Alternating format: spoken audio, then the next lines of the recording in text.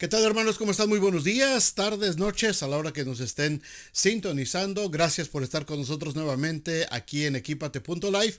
Tenemos otra predicación para ustedes este día, hermanos, que yo sé que va a ser de grande bendición. Gracias a todos por sus comentarios, gracias por compartir estos videos para que pueda llegar a más gente y mucha gente pueda ser bendecida a través de la palabra de Dios. Gracias por sus ofrendas, sus donativos que han estado enviando algunos.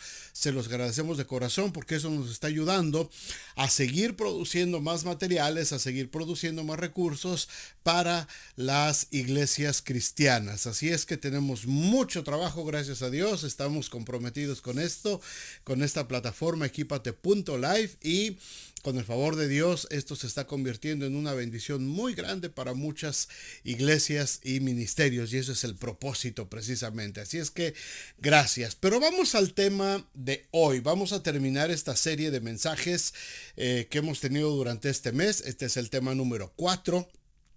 Acerca de la importancia, hermanos, de defender nuestra fe, ¿verdad? Este es un mensaje de apologética, es decir, de cómo defender nuestra fe. Y hemos visto algunos ejemplos de las áreas en las que debemos defender nuestra fe. Por supuesto, la doctrina la tenemos que defender como prioridad también. Pero hay otros temas que hemos estado hablando acerca de que debemos defender la fe. Y vamos a cerrar este día con esta plática acerca, o esta serie de mensajes, con un tema, hermanos, en los que debemos de estar preparados como cristianos para presentar defensa. Y es el tema de la relación entre la iglesia y el dinero, las ofrendas. Y es un tema difícil y es un tema que mucha gente no le quiere entrar y mucha gente no lo quiere abordar y muchos prefieren dejarlo de ladito, pero es un tema en el que se presta para mucho ataque de muchas personas, de muchos detractores de la fe, y nosotros debemos de conocer los principios que la Biblia enseña sobre esto para poder defender la posición de la iglesia, ¿verdad? Y vamos a hablar de esto, vamos a hablar de todo esto. Así es que primero vamos a orar. Vamos a pedir al Señor que nos dé sabiduría, entendimiento, y vamos a abordar este tema. Padre, muchas gracias por tu amor, gracias por tu bendición, por tu misericordia, tu gracia, Señor, que nos sostiene hasta el día de hoy. Y gracias, Señor, porque podemos hablar de estos temas, Señor, porque tu palabra nos manda que hablemos de estos temas. Y tenemos que ponerlos sobre la mesa y exponerlos, y cada quien tomará, Señor, lo que necesite tomar de parte tuya. Y todo, Señor, confiando en que tenemos que obedecer tus mandamientos, tus preceptos, tus leyes, tus estatutos, y en esa medida, Señor, avanzar en la expansión del extendimiento del reino de Dios. Gracias, Señor, por este día, gracias por cada persona, y toma, Señor, este tiempo en tus manos, en nombre de Jesús. Amén. Hemos estado leyendo este versículo de 1 de Pedro 3:15, que dice: sino santificad a Dios el Señor en vuestros corazones, y estad siempre preparados para presentar defensa con mansedumbre y reverencia, es decir, tranquilos, ¿verdad? Ante todo el que os demande razón de la esperanza que hay en vosotros. Las semanas anteriores hablamos ya acerca de que tenemos que defender el evangelio ante esta ideología moderna de querer tener un Dios personalizado, ¿verdad? Un Dios a la carta, que cumpla todos nuestros deseos. Tenemos que defender, y dimos argumentos para esto. Hablamos de defender también a la iglesia, de etiquetarla o de juzgarla delante de la gente. Y dimos también argumentos para protegerla de estos ataques externos. Y hablamos también de la arqueología bíblica y de los eventos que se narran en la Biblia, y cómo la arqueología, ¿verdad?, nos ayuda también a presentar defensa de que todo esto fue realmente verdadero, que todo esto realmente sucedió. Así es que vamos a terminar, hermanos, esta serie hablando de un tema que es un punto de ataque muy fuerte en contra de la fe y de la predicación del evangelio: la relación entre la iglesia y el dinero. Esta relación entre la iglesia y el dinero, hermanos, ha sido uno de los temas más discutidos y en ocasiones malentendidos dentro del cristianismo. Y por supuesto que se ha convertido en uno de los principales puntos de ataque de personas que quieren denostar, que quieren poner en duda la veracidad de la Biblia y de la misión de la iglesia en predicar el Evangelio de Jesucristo. Este es un punto de ataque muy fuerte y muy común. Quizás algunos de ustedes ya lo hayan tenido que haber enfrentado, ¿verdad? ¿Cómo podemos defendernos? ¿Cómo podemos presentar defensa ante todo aquel que nos pregunte? ¿Cómo podemos presentar defensa ante este tipo de ataques en este tema? Primero déjenme decirles que es cierto, hermanos, que el Evangelio no necesita que lo defiendan. Ni Jesús ni el Padre no necesitan que los defendamos. No defendemos el Evangelio, porque el Evangelio necesita ser defendido, sino que lo hacemos para dar testimonio, por testimonio a la gente que quiere saber de manera sincera acerca de la fe y de la esperanza que hay en nosotros. Tenemos que dar testimonio y tenemos que defender nuestros puntos, tenemos que defender el Evangelio. Defendemos el Evangelio y sus principios como parte de nuestro testimonio y de la predicación de las verdades eternas de Jesucristo. Tenemos que aprender a confrontar las mentiras del diablo, las mentiras del mundo, contra la verdad del Evangelio, para que la gente pueda tener una base para poder decidirse y tomar una decisión por Cristo. Recuerden que Jesús, estando en el huerto de Getsemaní cuando fue arrestado, él dijo que en ese momento él podía mandar llamar a 12 legiones de ángeles a defenderlo. Pero no lo hizo, sino que a través de la verdad siguió el plan y la misión de llevar nuestros pecados hasta la cruz, en base a la verdad, no a la fuerza. No a la fuerza. Nosotros defendemos el Evangelio en base a la verdad, no por ganar discusiones o argumentos estériles que no conducen a nada. Hablamos con la verdad y defendemos el Evangelio con la verdad del Evangelio y la fuerza de nuestro propio testimonio. Ahora, habiendo dicho esto, hablando del dinero en las iglesias, hermanos, debemos establecer primero que hay dos extremos muy marcados en este tema. Algunas iglesias caen en el error de exigir demasiado dinero a sus congregantes, ¿verdad? Más de lo que pueden dar. Mientras que otras rehúyen también hablar de la importancia de las ofrendas y el diezmo. Algunos dicen que si el diezmo, que si no, que si es Antiguo Testamento. Vamos a tratar de hablar acerca de esto en esta plática, hermanos, y reflexionar acerca del papel que juega el dinero dentro de la iglesia, entendiendo que lo que damos no es para enriquecer a nadie, no es para que alguien salga beneficiado, sino para el avance de la obra de Dios. Así es que déjenme darles por lo menos 3 puntos muy importantes que debemos de tener como cristianos para poder defender nuestra fe cuando sea cuestionada sobre este tema. Número 1, ¿cuál es el propósito de las ofrendas? ¿Cuál es el propósito? ¿Para qué ofrendamos? ¿Para qué los cristianos tenemos esta costumbre de ofrendar? En primer lugar, dejemos claro que el dinero no es para enriquecer. No es para enriquecer a la iglesia ni a su liderazgo. Jesús dijo en Mateo 6:19, no os hagáis tesoros en la tierra donde la polilla y el orín corrompen y donde ladrones minan y hurtan, sino haceos tesoros en el cielo donde ni la polilla ni el orín corrompen y donde ladrones no minan ni hurtan. Por una sola razón dijo esto Jesús, porque donde esté vuestro tesoro, allí estará también vuestro corazón. Así es que, amados hermanos, Jesús no es que esté en contra del dinero, porque esta es una pregunta muy frecuente. ¿Jesús estaba en contra del dinero? No, no está en contra del dinero, está en contra de la avaricia, de que tu corazón esté puesto solamente pensando en el dinero, porque ahí va a estar tu interés, ahí va a estar tu motivación de vida. Durante su ministerio, el ministerio terrenal de Jesús, Jesús usó dinero. En el relato de la mujer samaritana, dice Juan 4:7, vino una mujer de Samaria a sacar agua y Jesús le dijo, dame de beber. Pero el versículo 8 dice, pues los discípulos habían ido a la ciudad a comprar. ¿Con qué compras?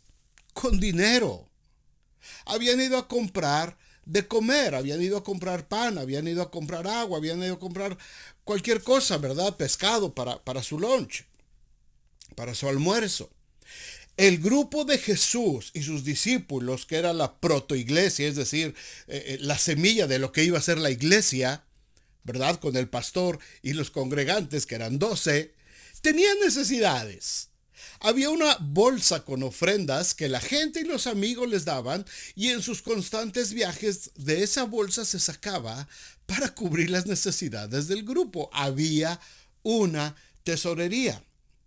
Ahora, el hecho de andar con Jesús no quiere decir que la comida aparecía por acá, por allá, y que Jesús todo el tiempo andaba agarrando piedras y las andaba convirtiendo en pan para que los discípulos comieran. No, aquí está diciendo que cuando Jesús llega a Samaria, él entra solo a la ciudad. ¿Por qué? Porque los discípulos habían ido a otro lado a comprar, es decir, llevaban dinero. Se necesitaba dinero para comprar. No iban a pedir regalado, no iban a pedir que les donaran solamente. Mucha gente sí le dio a Jesús, mucha gente le regaló a Jesús, mucha gente le proveyó a Jesús, pero había ocasiones en que ellos tenían que comprar. Dice también Juan 13:28. Ninguno de los que estaban a la mesa entendió por qué dijo esto. Fue en la escena de la última cena, ¿verdad? Del Señor. 29. Porque algunos pensaban, puesto que Judas tenía la bolsa, que Jesús le estaba diciendo, compra lo que necesitamos para la fiesta, o que le diera algo a los pobres. ¿De dónde iba a salir esto? De la bolsa de la tesorería del pequeño grupo, de esa pequeña protoiglesia, de ese pequeño, de esa simiente de lo que iba a ser la iglesia. Había una bolsa. Había dinero en esa bolsa, y de esa bolsa se cubrían ciertas necesidades que el grupo tenía, Jesús mismo. Así es que el dinero, hermanos, no es malo, y el dinero es algo que vemos constantemente aún en el ministerio de Jesús. Ahora, Judas llegó a hacer mal uso de ese dinero. Él era el tesorero, él era el que tenía la bolsa, ¿verdad?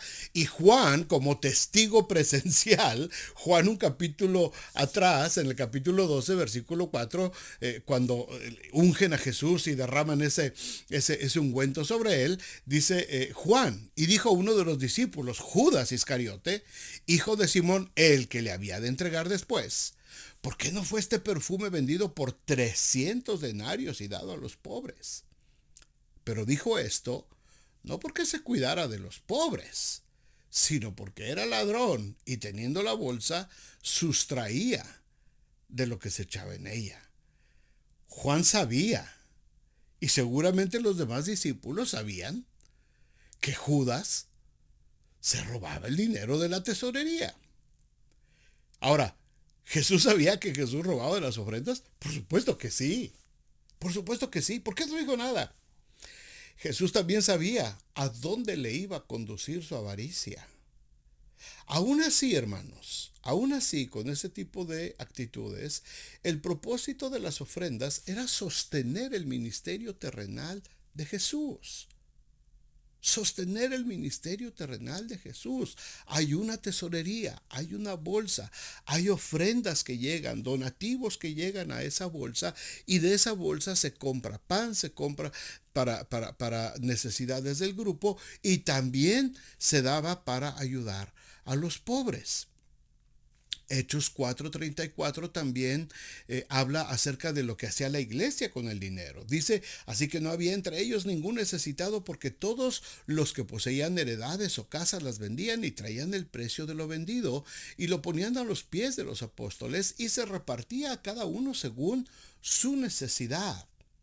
Hermanos, Jesús y el ejemplo de la iglesia del primer siglo nos hablan sobre el corazón de la generosidad. La primera lección es que nuestras ofrendas deben ser dirigidas a Dios, y no al enriquecimiento personal, ni tampoco con la intención de que Dios me dé, de que Dios me multiplique. Le voy a dar $1,000 a Dios para que Él me regrese 2,000. Ese no es el principio de la ofrenda. Ese es un principio diabólico, avaricioso y de interés. Jesús enseña que no debemos acumular tesoros en la tierra. ¿Por qué? Porque el cielo y la tierra pasarán. Esto se va a quedar y el dinero se va a podrir. Tenemos que tener nuestro corazón puesto en el reino de los cielos y aprender a invertir en las cosas que van a dejar beneficio para que el evangelio siga creciendo. El dinero de la iglesia es para la obra de Dios. No para que nadie se haga rico o para el beneficio personal de algunos cuantos líderes. La iglesia primitiva muestra cómo compartían sus bienes para que nadie estuviera necesitado, hermanos. Esto evidenciaba una generosidad desinteresada. ¿Quién de nosotros ahora, en este tiempo, se atreve a vender su casa y llevar el dinero a la iglesia íntegro para que se use y se reparta a la gente que tiene necesidad? Ya no vemos ese tipo de generosidad ahora. ¿Por qué? Porque el contexto es diferente y la situación es diferente y el medio ambiente en el que nos desarrollamos es diferente a lo que pasó en ese experimento de la iglesia en el primer siglo. Aún así, la iglesia debe seguir este modelo. Lo que se da con un corazón puro para el servicio de Dios y de su pueblo. Este es el primer argumento y la base de esta relación entre el dinero y la iglesia.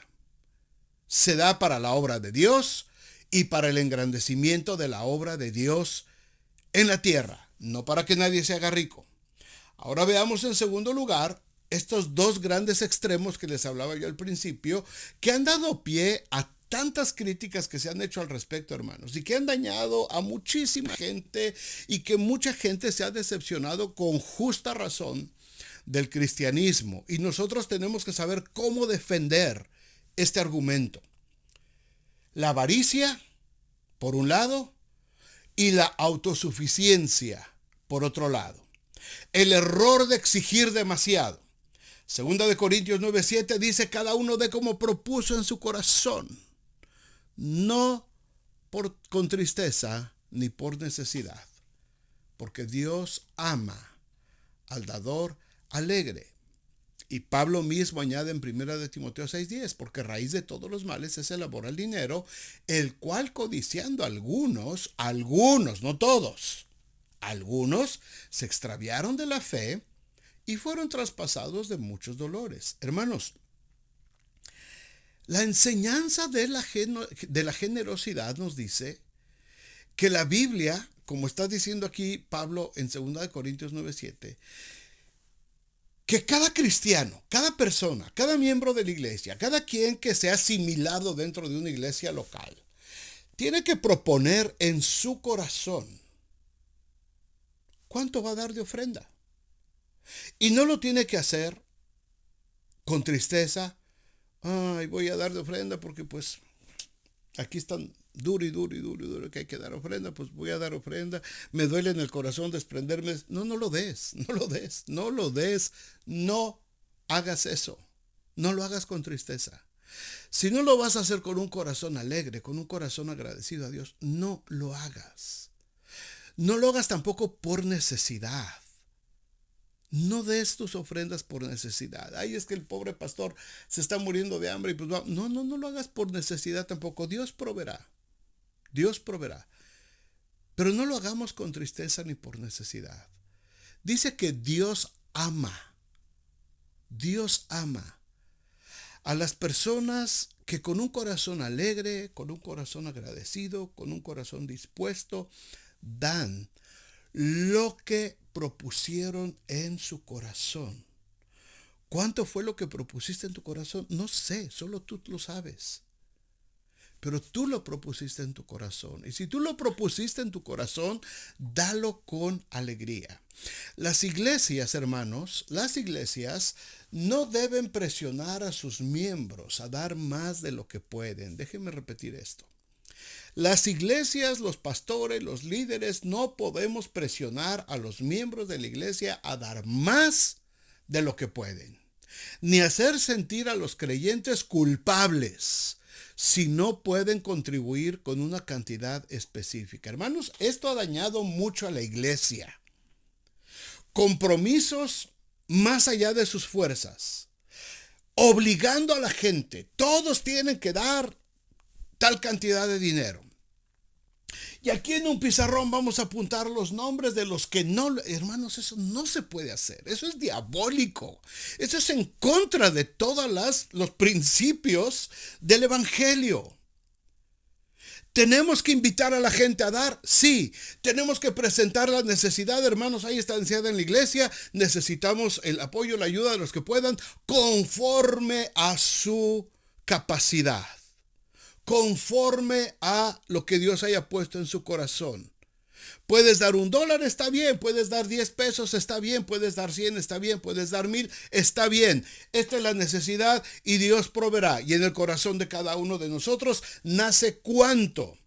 Y de acuerdo a mi presupuesto familiar y puedo tener fe y decir voy a dar un poquito más, ¿por qué no? Yo sé que Dios me va a respaldar y Dios no me va a abandonar. Pero no lo hago con el afán de que Dios me dé más. Lo hago con la confianza y la certidumbre que de Jehová es la tierra y su plenitud, el mundo y los que en él habitan. Y que joven fui y envejecido y no he visto justo desamparado ni su simiente que mendigue pan. Pero la práctica, hermanos, la mala práctica de muchos pastores de obligar a la gente a dar más de lo que pueden o a darles una cuota fija obligatoria de lo que tienen que dar, esto ha dañado mucho a la iglesia y ha dañado mucho el testimonio de la iglesia. Hermanos, es muy frecuente que las iglesias tengan necesidades. Claro que sí. Claro que sí, pero muchas veces estas carencias, hermanos, se debe a falta de planeación y de no tener un presupuesto bien balanceado para suplir las necesidades de la iglesia. Muchas iglesias se lanzan a proyectos bajo el pretexto de la fe, ¿verdad? Vamos a hacerlo en fe, vamos a aventarnos por fe, sin ningún tipo de planeación, ni elaborando un presupuesto bajo la bandera de que todo lo puedo en Cristo que me fortalece y en Dios haremos proezas, amén, aleluya. ¿Cuántos dicen amén, aleluya? Y en el hervor de la emoción todo mundo se embarca en un proyecto mucho más allá de las fuerzas de la iglesia, sin planeación, sin un presupuesto. ¿Cuánto va a salir? ¿Quién sabe? ¿Cuánto va a costar? ¿Quién sabe? ¿Quién lo va a hacer? No sé. Dios provee. ¡Qué espirituales nos oímos! Hermanos, pero a veces llega el punto en que los líderes tienen que estar exprime y exprime y exprime y exprime a la gente hasta que la gente ya no puede más. Jesús mismo nos enseñó en Lucas 14:28. Dijo, porque ¿quién de vosotros queriendo edificar una torre no se sienta primero? Calcula los gastos a ver si tiene lo que necesita para acabarla. Hermanos, este es un principio básico de administración.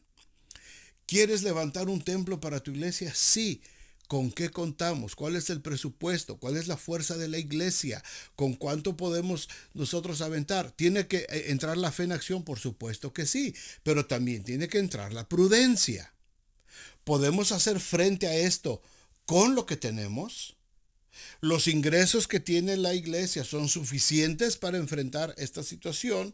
Lo tenemos que hacer y tiene que haber un presupuesto elaborado para la iglesia. Hermanos, en este extremo de la avaricia también entra la voracidad de muchos líderes. Y lo tenemos que decir. Muchos líderes que pretenden enriquecerse a base de las ofrendas de la gente. Y lo hemos visto inclusive hasta en programas de televisión, los famosos pactos de dinero, en los que la gente cae por ignorancia a las escrituras, ¿verdad? O la manipulación, porque hay que comprarle una mansión de $2 millones al pobre pastor, porque el pastor es el ungido de Dios. Y le tenemos, y él es digno de tener su mansión de $2 millones. Así es que, hermanos, hay que darle duro y traer dinero porque necesitamos comprarle al siervo, al ungido de Dios. Hermanos, esto ha dañado mucho a las iglesias. Esto ha dañado mucho el testimonio del cristianismo. Pablo exhorta y Pablo lo remarca, se lo dice a Timoteo, lo que leímos al principio. El amor al dinero es la raíz de todos los males. Hizo que muchos se desviaran de la fe y fueran traspasados por muchos dolores, hermanos.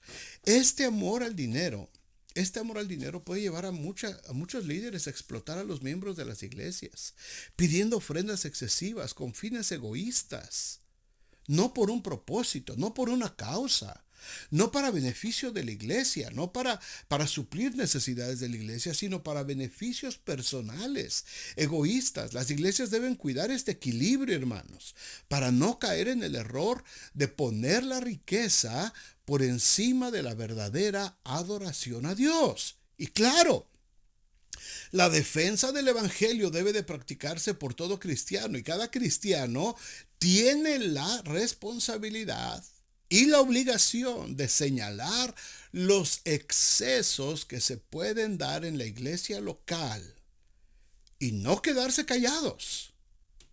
No podemos quedarnos callados. Es parte de la defensa de nuestra fe y tenemos el derecho de hacerles ver a nuestros líderes cuando se equivocan. Y los líderes debemos de tener la suficiente humildad de reconocer un error y poner una solución.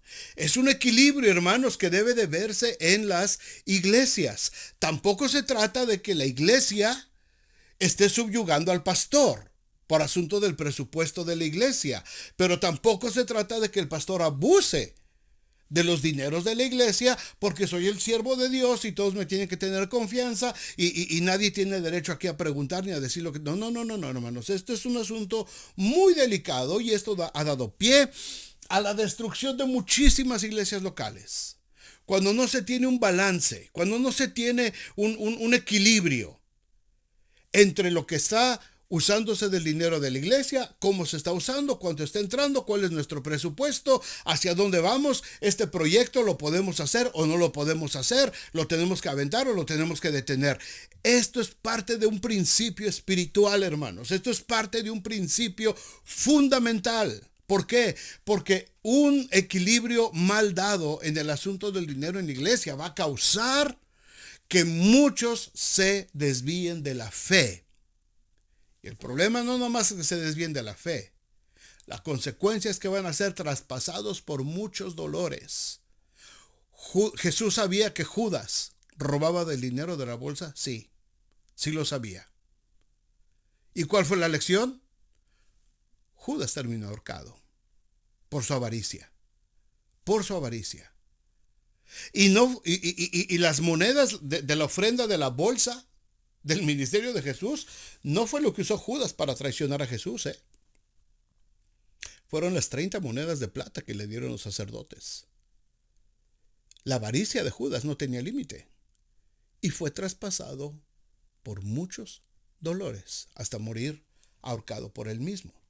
Así es que, hermanos, debe de haber un equilibrio del pastor, el liderazgo, administrando los dineros de la iglesia y la iglesia cuidando también que los líderes no abusan de esa responsabilidad y no caigan, como dice Pablo, a extraviarse de la fe y ser traspasados por esos dolores. Muchas iglesias han pasado por estas situaciones. Muchas iglesias a lo largo de la historia. Ahí está, empezando desde el ministerio de Jesús, pasando también en las cartas de los apóstoles. Lo vemos que sucedió. Así es que, hermanos, este es un extremo, la avaricia. La avaricia de los líderes, la avaricia de un grupo, ¿verdad? Y el constante pleito. ¿Hay o no hay? ¿Y qué se va a hacer? Y la falta de presupuesto y todo esto. Pero el otro extremo, en este mismo punto, un extremo es la avaricia. El otro extremo, tenemos la iglesia que se cree autosuficiente. Autosuficiente. Y que rechaza la ofrenda. Se dan el lujo de no levantar ofrendas. Se dan el lujo de no pedir ofrenda en la iglesia. ¿Por qué? Porque se creen autosuficientes. La iglesia también necesita apoyo. Algunas iglesias adoptan esa postura, hermanos, de autosuficiencia. creyendo que no deben pedir dinero porque confían en Dios para sus necesidades y porque alguien les dejó una herencia muy fuerte y la iglesia tiene suficiente dinero en las arcas para subsistir. Hermanos, sin embargo, la Biblia enseña que incluso el apóstol Pablo, un hombre lleno de fe, aceptaba las ofrendas de otras iglesias para cumplir con la obra de Dios. Filipenses 4:14, todos lo sabemos, lo leemos, ¿verdad? Y el anterior es el famoso versículo, todo lo puedo en Cristo que me fortalece. Pero el 14 inmediatamente dice, sin embargo, bien hicisteis en participar conmigo de mi tribulación. Y sabéis también vosotros, oh filipenses, que al principio de la predicación del evangelio, cuando partí de Macedonia, ninguna iglesia participó conmigo en razón de dar y recibir. Solamente ustedes me ayudaron con sus ofrendas. Pues a una Tesalónica, ustedes me enviaron una y otra vez para mis necesidades, las necesidades del apóstol, no para darle de comer a la gente. El apóstol andaba viajando, el apóstol andaba trasladándose con un equipo de gente para predicar el evangelio y tenían que comer y tenían a veces que pagar hospedaje. No siempre había quien les recibiera, así es que tenían que buscar una posada y tenían que comer y tenían que vestirse y tenían que caminar y tenían que cubrir sus gastos. Y Pablo les dice a los filipenses, ustedes me mandaron, inclusive estando en Tesalónica, ustedes me enviaron para mis necesidades. No es que yo esté buscando dádivas de ustedes. Lo que busco es fruto que abunde en vuestra cuenta. Todo lo he recibido y tengo abundancia. Estoy lleno, habiendo recibido de manos de Epafrodito, fue el que le llevó la ofrenda, lo que enviasteis. Olor fragante, sacrificio acepto, agradable a Dios. Dicho lo anterior, y agradeciendo sus ofrendas, mi Dios pues suplirá todo lo que os falta conforme a sus riquezas en gloria en Cristo Jesús. Fíjense de qué manera tan hermosa, hermanos, el apóstol Pablo se refiere a las ofrendas. Olor fragante, sacrificio acepto, agradable a Dios. No se trata de dinero. No se trata solamente de si das o no das. No se trata de si me pidieron o no me pidieron. No se trata de si llevo mi sobre o no lo llevo. Se trata de olor fragante. Se trata de sacrificio acepto. Se trata de que es algo agradable a Dios. Las ofrendas no solamente benefician a la iglesia que las recibe, sino que son parte de la obra global de Dios. El ejemplo de las misiones lo tenemos en el libro de Hechos. Hechos capítulo 11, 27 dice, en aquellos días unos profetas descendieron de Jerusalén a Antioquía, y levantándose uno de ellos, llamado Agabo, daba a entender por el Espíritu que vendría una gran hambre en toda la tierra habitada, lo cual sucedió en tiempo de Claudio el emperador. Entonces los discípulos, cada uno conforme a lo que tenía, nuevamente, no a lo que les exigieron, no pusieron una cuota, no dijeron todos están obligados a dar tantos denarios. Cada uno, conforme a lo que tenía, determinaron enviar socorro a los hermanos que habitaban en Judea. Lo cual en efecto hicieron, no nada más se quedaron con la idea. No nada más lo dijeron, no nada más prometieron, sino que lo hicieron, enviándolo a los ancianos por mano de Bernabé y de Saulo. Hermanos, las iglesias deben estar abiertas a la generosidad mutua, no solamente para sus necesidades locales, sino para las misiones y el avance del reino de Dios en todo el mundo.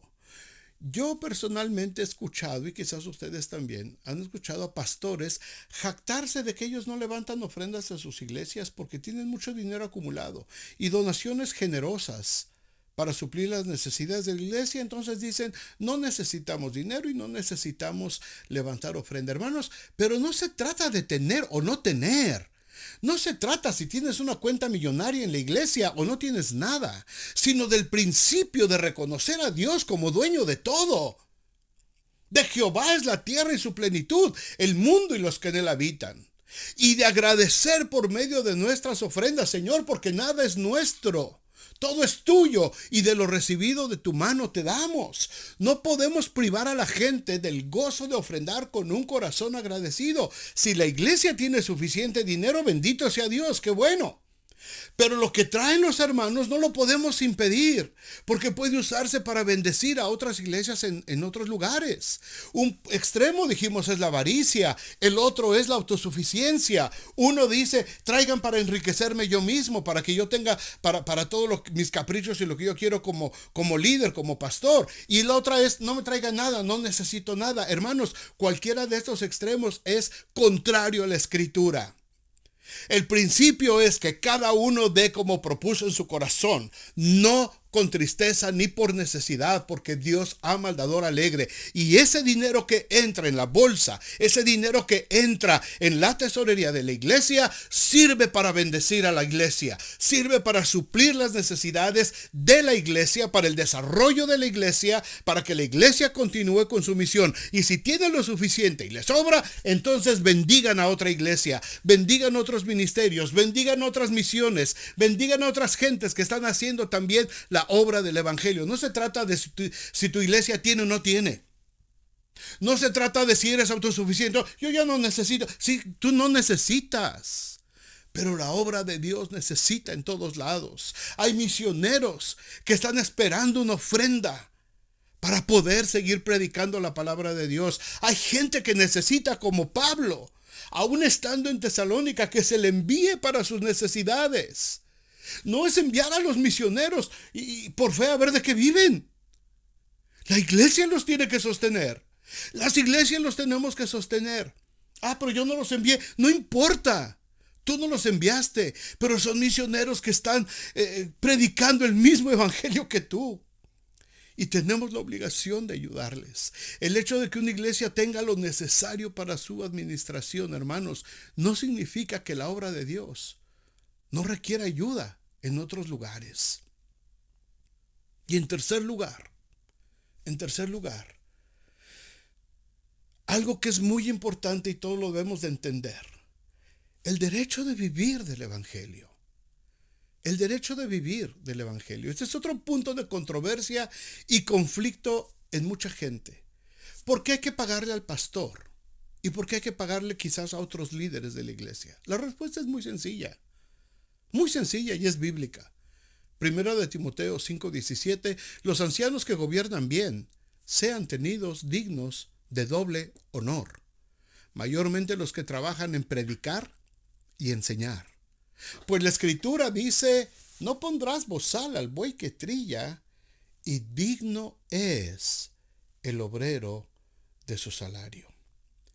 El trabajo del pastor, hermanos, es tan demandante y tan agobiante o más que el de cualquier persona que tiene un trabajo en una oficina, en una fábrica, en un negocio.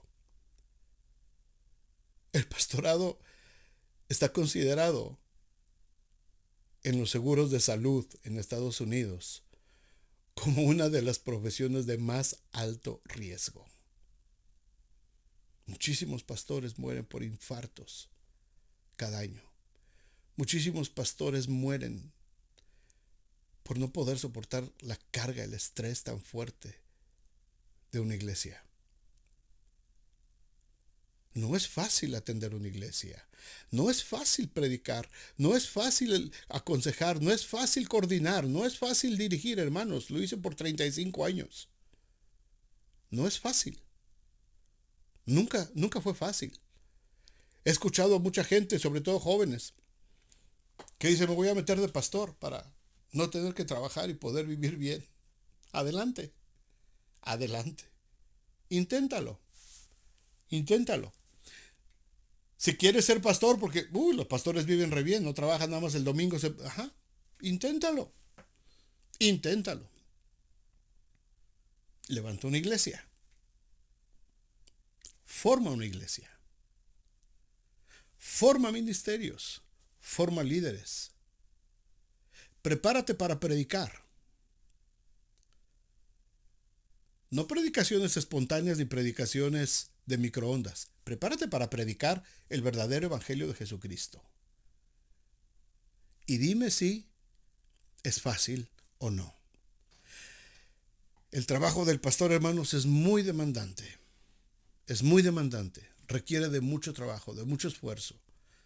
De acuerdo al presupuesto de cada iglesia local, de acuerdo a sus fuerzas, deberá asignarse un sueldo al pastor. Y si hay posibilidades, a los líderes que dedican tiempo completo a desarrollar cualquier ministerio dentro de la iglesia. Pablo se lo dijo a los corintios. En 1 Corintios 9:11 dice: si nosotros sembramos entre vosotros lo espiritual, es gran cosa si segáramos de vosotros lo material. Es decir, nosotros estamos dándoles el alimento espiritual y nos estamos esforzando por guiarlos en el camino del Señor, y estamos dedicando todo nuestro tiempo y nuestro esfuerzo y nuestros recursos y todo lo que tenemos para predicarles el evangelio. Les dice Pablo, dice, ¿es gran cosa si cosechamos de ustedes también lo material? Es decir, lo que necesitamos para nuestro diario vivir. Si otros participan de este derecho sobre ustedes, ¿cuánto más nosotros, los pastores?, dice Pablo. Pero no hemos usado de este derecho, sino que lo soportamos todo, por no poner ningún obstáculo al evangelio de Cristo. Pablo no exigía que se le diera. Pablo no exigía que se le ofrendara. Pablo, por supuesto, no exigía que se le pagara cuando iba a predicar a diferentes lugares, ni ponía una cuota. Por favor, eso no puede ser, hermanos. Yo sé que hay gente que lo hace. Yo sé que hay predicadores que ponen una cuota. Yo sé que hay cantantes que por ir a cantar ponen una cuota. O sea, me tienes que pagar tanto si quieres que vaya a cantar. Yo sé que lo hay. Y eso ha puesto en muy mal a la iglesia, por supuesto que sí. Pero la mayoría de los predicadores no lo hacen. A mí me duele mucho cuando algún pastor de alguna iglesia me habla y me pregunta, hermano, ¿cuánto nos cobraría por favor? Le digo, hermano, ¿cómo se le ocurre decir eso? Yo no voy a cobrar por ir a predicar el evangelio. Yo no voy a cobrar. Si ustedes pueden darme una ofrenda, está bien, gloria a Dios. Y si no pueden dármela, no me la den. Yo no tengo ningún problema. He predicado en muchísimos lugares. Y no me han dado un solo peso. Y no me importa. Y en otros lugares me han bendecido bastante generosamente. Gloria a Dios. Pero hermanos, ¿no se le puede poner precio a la palabra? ¿No es que prediques por precio? Pero Pablo dice, hermanos, si estamos sembrando en ustedes, pues también no es gran cosa que ustedes también nos ayuden a vivir nosotros. ¿No sabéis que los que trabajan en las cosas sagradas, versículo 13, comen del templo? Y que los que sirven del altar participan. Así también ordenó el Señor a los que anuncian el evangelio que vivan del evangelio. Es cierto que hay muchos casos de pastores que han abusado de ese derecho y que se han enriquecido de manera excesiva, hermanos. Pero también hay muchos más, la mayoría, me atrevo a decir, la mayoría, que han vivido modestamente teniendo lo necesario para vivir, y esto es lo que tenemos que defender. Con mansedumbre y reverencia, cuando nos pregunten, es que la iglesia solo es para enriquecerse y los pastores solo piden dinero. Sí, hay unos que sí lo han hecho. Y en todos lados lo hay. Pero la mayoría de los siervos de Dios han sabido vivir de manera modesta y de manera de acuerdo a sus fuerzas. Y los hermanos ofrendan de acuerdo a sus fuerzas. Y no todos en todos lados obligan a que la gente dé una cantidad fija de dinero. Eso es del diablo. Eso no es de Dios. Eso no es de Dios. Pero sí es de Dios que el que vive para el evangelio pueda vivir del evangelio.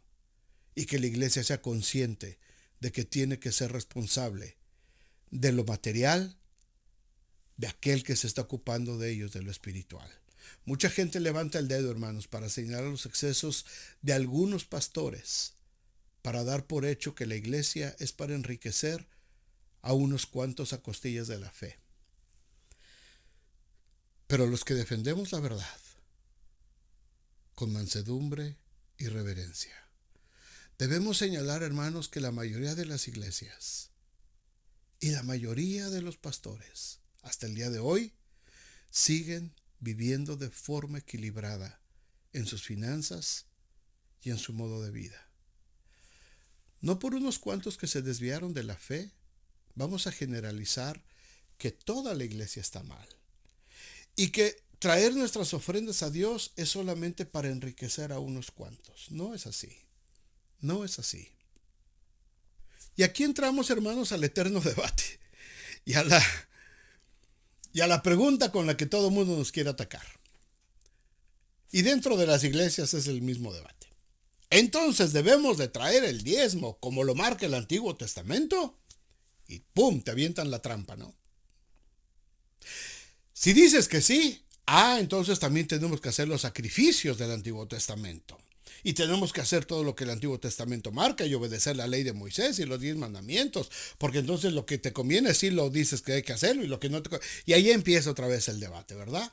¿Cuál es mi respuesta, hermanos? Mi respuesta, de acuerdo a la Escritura, y que yo he manejado como pastor por 35 años. La respuesta es lo que dice Pablo en 2 Corintios 9:7. Cada uno dé como propuso en su corazón, no con tristeza ni por necesidad, porque Dios ama al dador alegre. Punto. Esa es nuestra línea, esa es nuestra ley, como iglesia neotestamentaria. Si quieres saber cuánto debes poner o proponer en tu corazón, una buena medida es la referencia que tenemos en el Antiguo Testamento del diezmo, de tus ingresos. Pero puedes dar más. Acabamos de leer en Hechos que la gente vendía sus propiedades y todo lo que tenía lo ponía a los pies de la iglesia. Puedes dar más. No quieres dar el diezmo, solamente quieres dar el 1%. Da el 1%. Si eso es lo que propusiste en tu corazón. Hermanos, la trampa de las ofrendas en la que nos quieren hacer caer y en la que ha caído muchos cristianos es esa. En ver la ofrenda solamente como una cuestión de dinero. Si voy a dar, si no voy a dar, si me obligan, si me piden, si doy, si quito, si pongo. Y no va por ahí la cosa, hermanos. El asunto de la ofrenda es el asunto de traer nuestro corazón a Dios, de reconocer la grandeza de Dios. ¿Se tiene que usar bien? Por supuesto que se tiene que usar bien. Y tiene que haber transparencia en el uso de los dineros de la iglesia. Lo tiene que haber. Yo soy un convencido de ello. Nada de que el pastor es infalible y el pastor y el tesorero saben nada más lo que está pasando en la iglesia y nadie más se entera, hermanos. Eso no es así.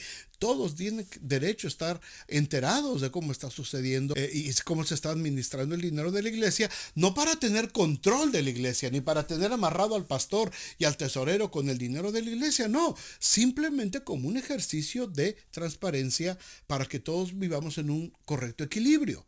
No se trata de cuánto se da, sino de dar con el corazón. ¿Cuál es el balance? Ni exigir excesivamente, ni rechazar completamente la oportunidad de dar. Ninguno de esos extremos es correcto. La iglesia debe tener un balance justo. El dinero dado a la iglesia es para la obra global de Dios, para ayudar a las misiones, para continuar extendiendo el reino de Dios en la tierra. La iglesia como parte de la obra de Dios global. Recordemos que aunque las iglesias locales tienen sus propias necesidades, la obra de Dios no se limita a ellas. Cada iglesia es parte de algo mucho más grande, la expansión del evangelio, el amor de Dios por todas las naciones, no nada más por nuestra comunidad. Por eso lo que damos debe ser visto como un aporte al reino de Dios, no solamente a la iglesia local. Si alguien te cuestiona sobre alguno de estos temas que hemos hablado durante esta serie de mensajes, hermanos, no dudes en presentar defensa.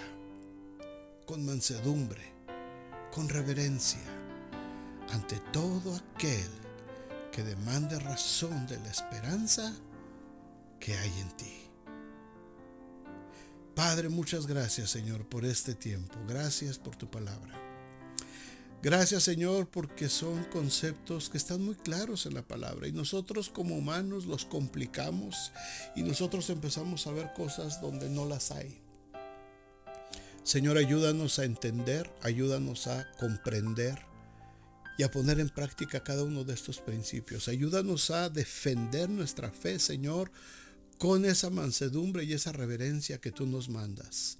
Señor, y ayúdanos a que esta cuestión del dinero en nuestras iglesias no se convierta en un arma de control ni en un arma de manipulación, sino que se convierta en bendición para que tu obra siga creciendo y para la expansión del evangelio del reino de Dios en toda la tierra. Gracias, Señor, por tu palabra, y gracias, Señor, por este tiempo, y gracias por esta serie de enseñanzas que nos has dado, Señor, a lo largo de este mes. Gracias en nombre de Jesús.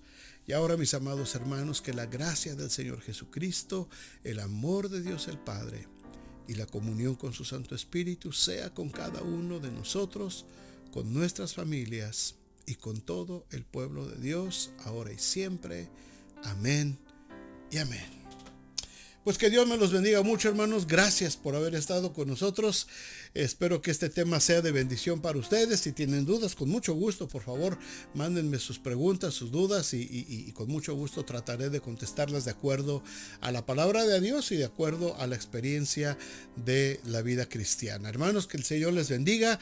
Gracias a todos ustedes y nos vemos, si el Señor permite, la próxima semana. Gracias.